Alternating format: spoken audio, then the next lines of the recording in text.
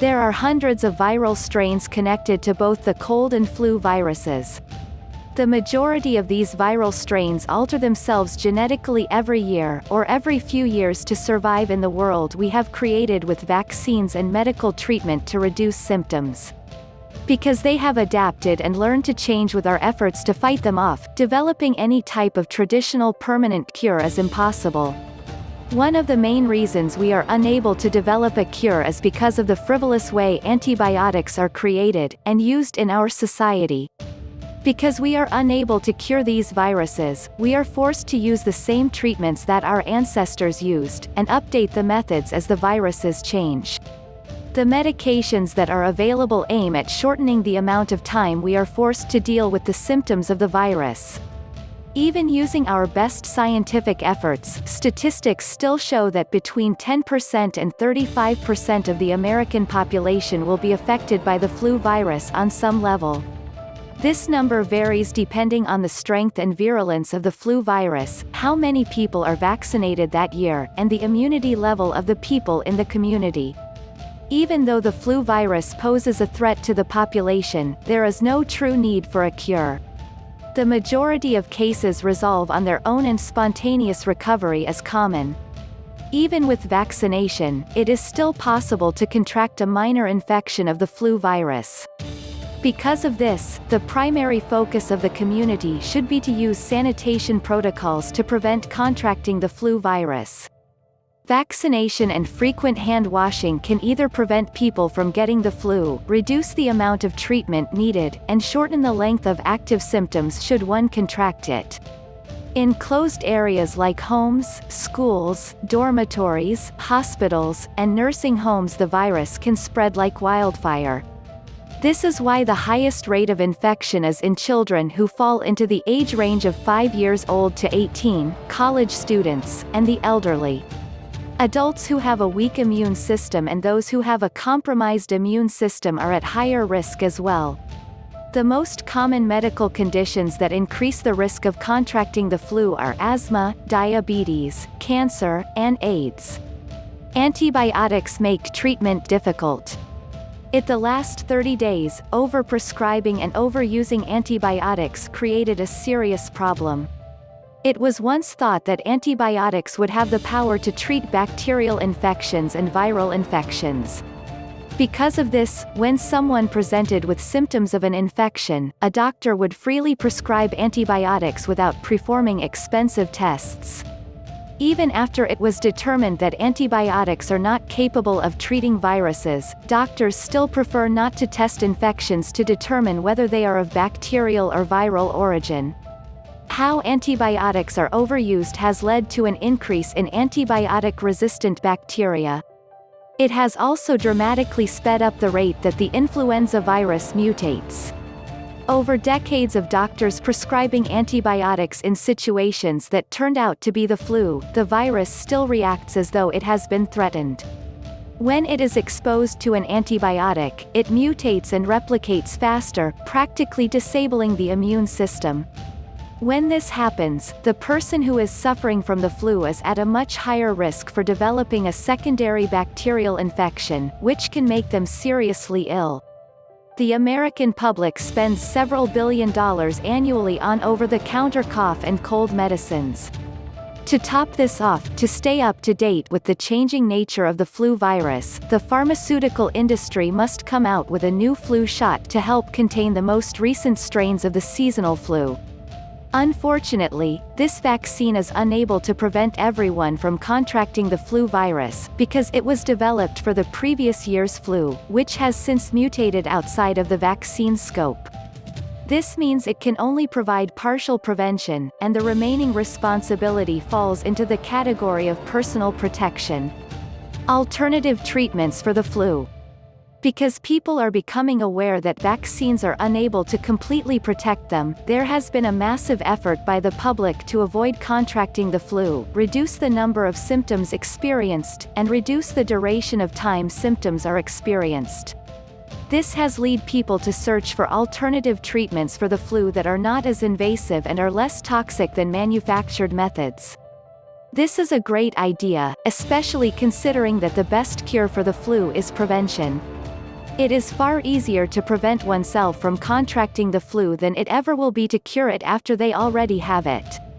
Building the immune system. Building a healthy, high-functioning immune system is the best defense for preventing viral and bacterial illnesses. Ensuring that one gets at least 8 hours of sleep each night can boost the immune system, allow the body to fully regenerate, and allow it to fight off any infection they may have come into contact with is helpful.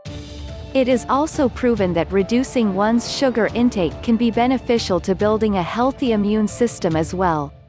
Even a teaspoon of processed, simple sugar can weaken the immune system for nearly 6 hours. Replacing simple sugars with complex sugars and unprocessed options reduces this risk. One can also fight their sweet tooth by turning down a scoop of ice cream in favor of sweet organic fruit. Eating healthy. When you truly think about it, we are what we eat. This means that our diet and the foods we choose to have in our lives have a long-term impact on our immune system. Drinking as much water as we can each day helps flush out waste products and toxins that break down the immune system. It also helps clean out the kidneys, allows them to process out more waste, and improves the immune response. Exercising regularly. Exercising is one of the most important factors in maintaining overall health, immunity, strength, and well-being. Exercise is an amazing way to fight illnesses caused by invading bacteria and viruses. It helps maintain the flow in the lymph system, allows one to shed extra weight, and pushes toxins out of the body. When exercise takes place outside, it can improve the intake of vitamin D, and improves the circulation to all parts of the body. Since vitamin D plays a huge role in preventing the common cold, the flu virus and other illnesses, outside exercise are very beneficial. Vitamin supplementation. Supplementing your diet with a high-quality multivitamin and vitamin C is crucial to preventing and fighting off the flu. Vitamin C helps the body absorb vitamin D, and they also work alongside each other to increase the immune system strength. Not only can these vitamins decrease your risk of contracting the flu, but it can also help reduce the amount of time one suffers from the illness. Following universal precautions. It is important to avoid touching your face with one's hands.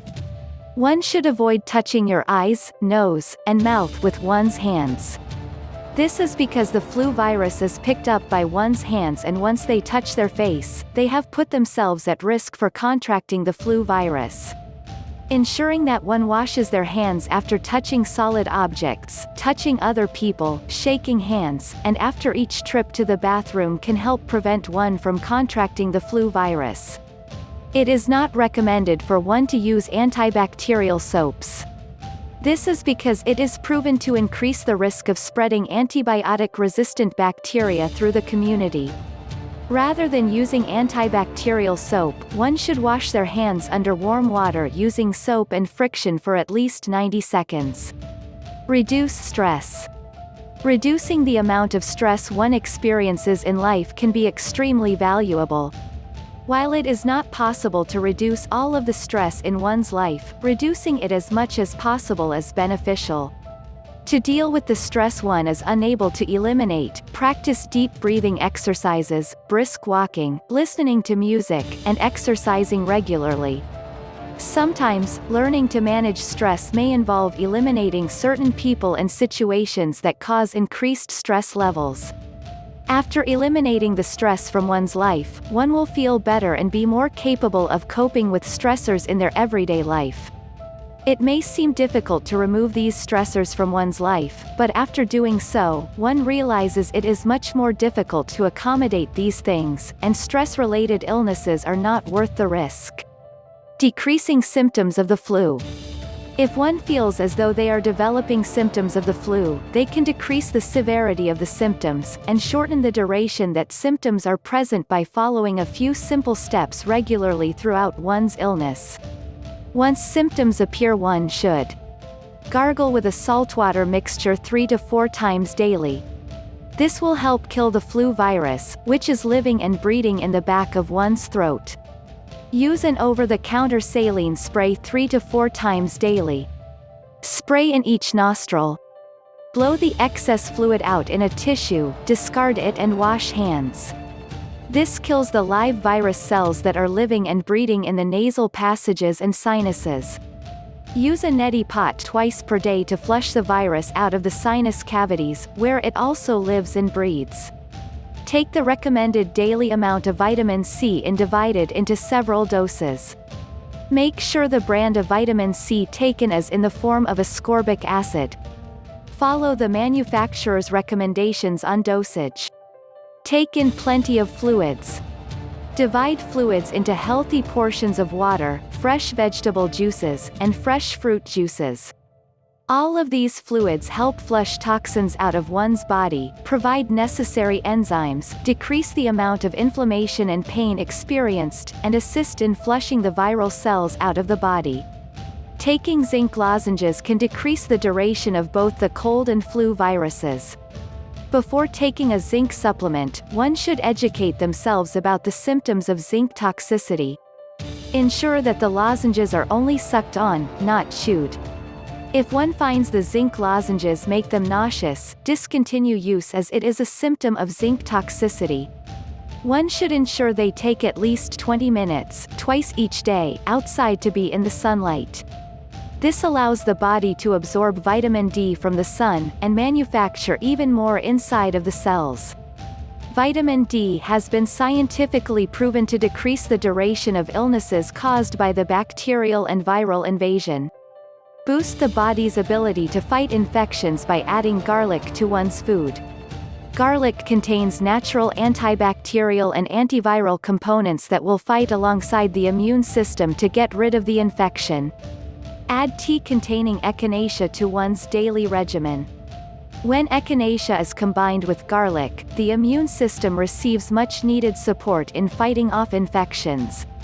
Adding ginger in herbal tea form can decrease the duration of any viral infection. It is scientifically proven as a natural antiviral. It also provides pain relief, which is beneficial to one suffering from aches and pains from the flu. It is potent enough that physicians recommend it to patients suffering from arthritis pain. Ginger also reduces inflammation, which reduces flu-associated joint pain, inflammation of mucous membranes, and assists in treating a sore throat. Ginger presents with a mild sedative effect, which helps in getting plenty of rest during the illness.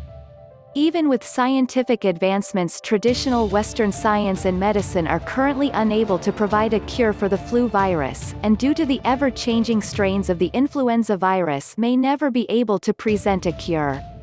The immune system of the average healthy person is perfectly capable of fighting off the flu virus within 1 to 2 weeks.